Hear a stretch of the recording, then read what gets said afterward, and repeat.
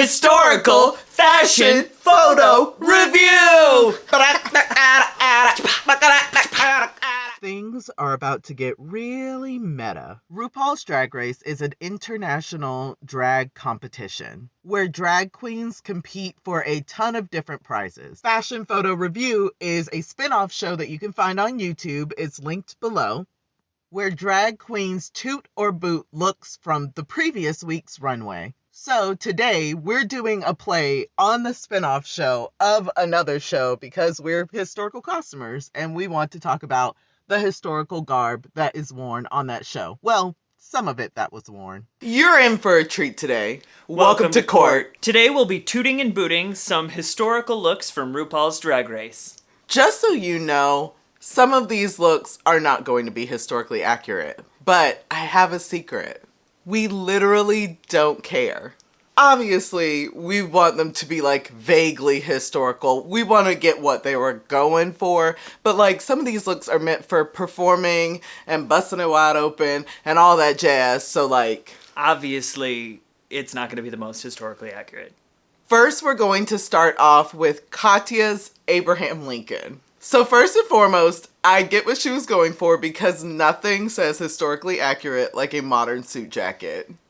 I gotta say, though, that the different textures within the fabrics are really, really nice, and they read really, really well for what they were actually going for. Especially because, like, he's mostly pictured in a black suit, and there's only so much that you can do with that. So I do like that there's, like, some different texture on the skirt versus on the jacket. And it's not like Abraham Lincoln could have either been done really accurately, which would have been great, but I don't think that was the vibe that she was going for, obviously. No.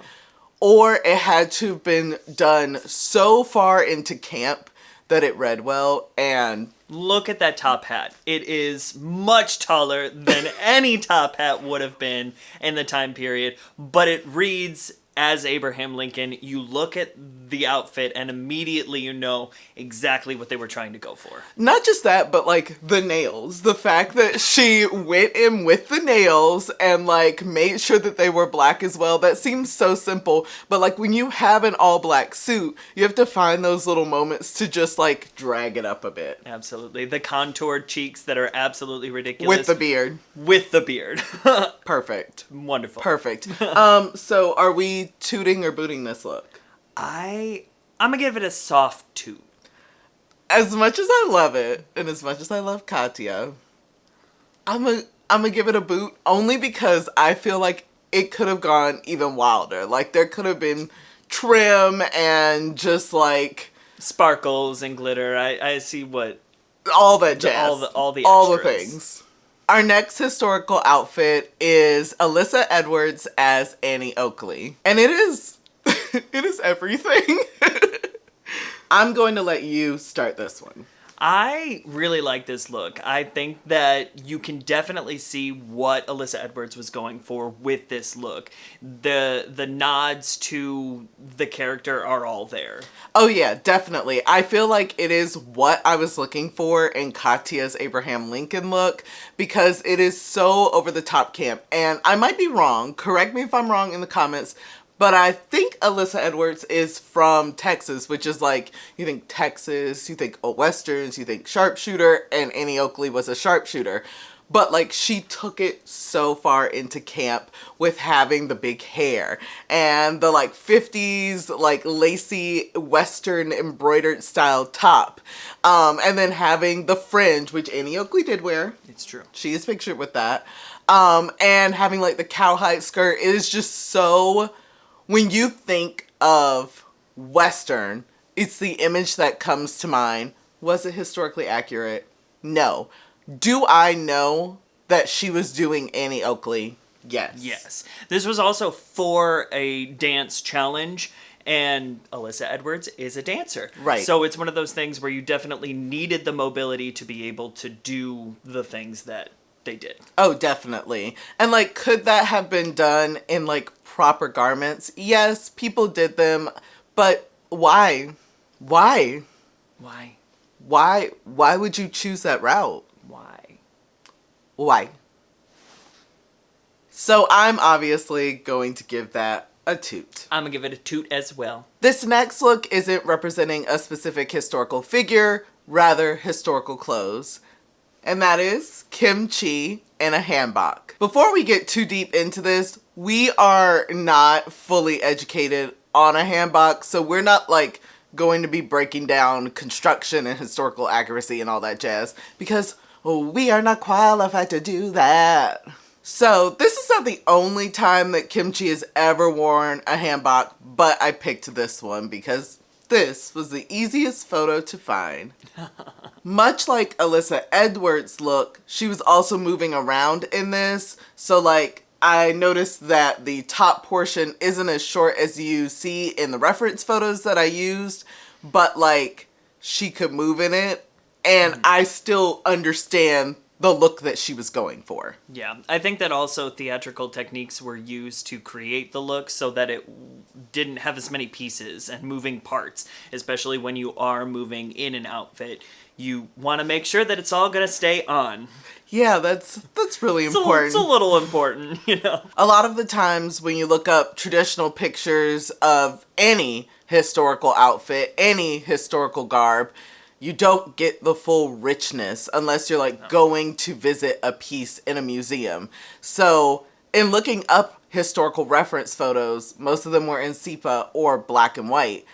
But like, I love the beautiful colors that she chose. They are just so soft, and like her aesthetic is like so soft. Even though her makeup is like super harsh, her aesthetic is super, super soft. So like just seeing those like delicate pastels just like not only brought the piece to life, it brought it into her drag. And I feel like it also kind of mimicked the delicateness of a traditional Hanbok. hanbok. Yeah. I love this look. It's obviously a toot for me.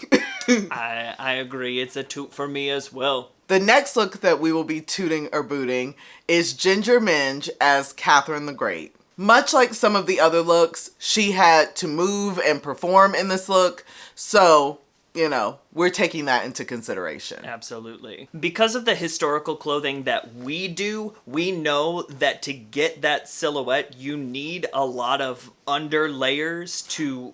Or a lot of things that can be easily faked. Yes.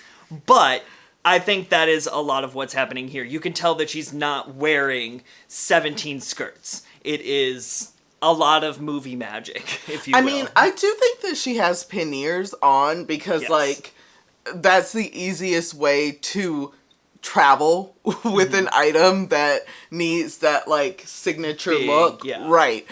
Without having, like, hip pads or bum roll or this or that or the other thing. So I do think that she's wearing panniers, but like 17 skirts. Not to the extent that would be historically accurate. That being said, I love that she has gems in her hair. Like she went for the bouffant, like up look. I also love that she has like a stomacher. Like she attempted more than some of the historical pieces y'all be watching and posting about.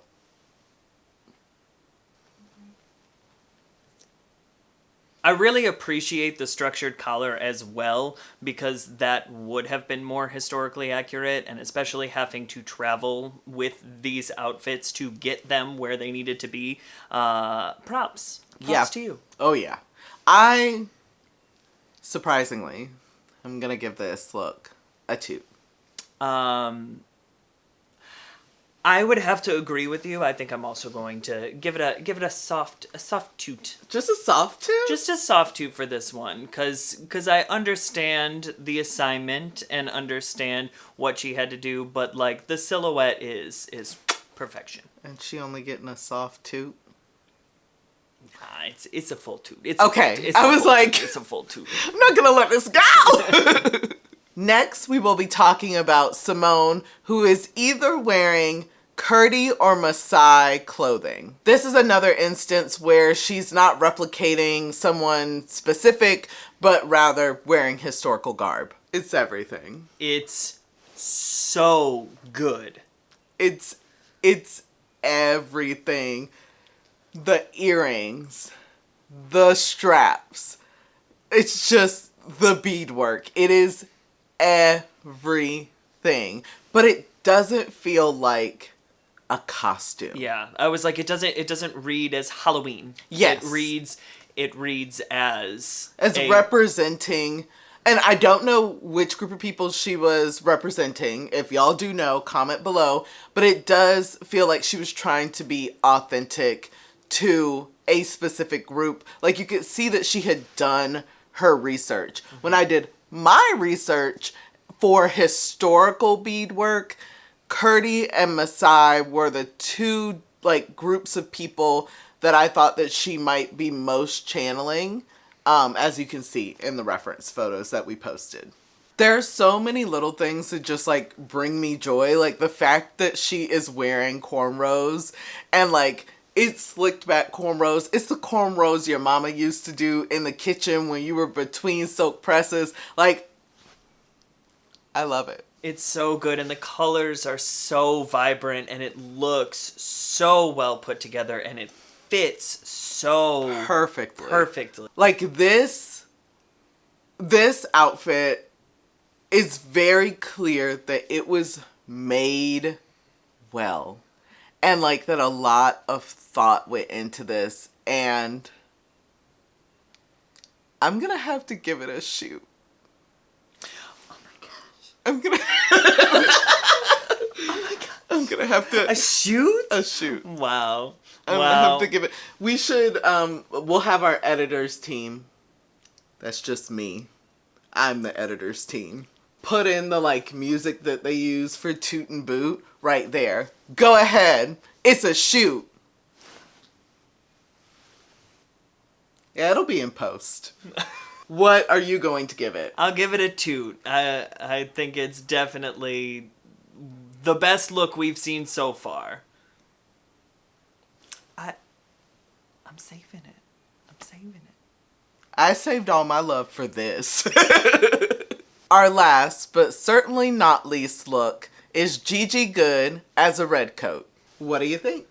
I really like this look. I think that it's constructed very well, tailored amazingly. The little intricate details that are all put in throughout, the trim, everything. I was like, it is very, very well constructed. I mean, obviously she knows how to pull a look together. Like, on her season, she did nothing but serve looks. But Did you know that her mom is a seamstress? Did you know? Did you know? That her mom sews. Did you know? That her mom... Did you know? Did you know? Her mom? She sews? She sews. Her mom sews. Her mom is actually Bernadette Banner. No! Are you okay? It's fine. You're crying! It's fine. Okay, so real talk. The thing that I love about this, obviously it's constructed well. I love all the details, but two things that I love the most. One, the cut of it mimics a stomacher. Like, yes. The shirt underneath mimics a stomacher, which also gives that, like, feminine hip with the coat. Love that. And I also love that there are, like, historical style stockings peeking from the boot. I don't care that they're not accurate. The fact that she thought about that, it makes a difference. It brought the look together. I was like, It took it out of the costume, like Halloween costume realm.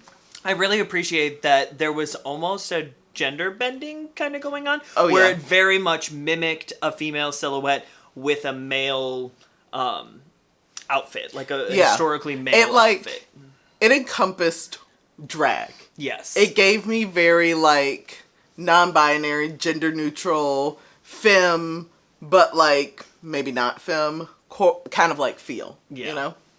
Done very, very well. Mm-hmm. I am giving this look a toot. Like, solid toot. And I'm also giving this a solid toot. Solid toot. Solid toot.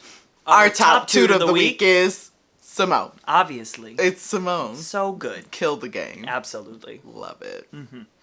We obviously skipped over a ton of historical looks, so post your favorite RuPaul's Drag Race historical look that has ever dawned the stage. We also have a really huge surprise that's coming May 1st. And if you go back to the beginning of this video, there's a little link for you to click that says sneak peek. Check it out. Trend alert! Historical. Historical accuracy. So accurate. History. So much history. History. Ooh. A vision. The past. Historical. Clothing. History. History.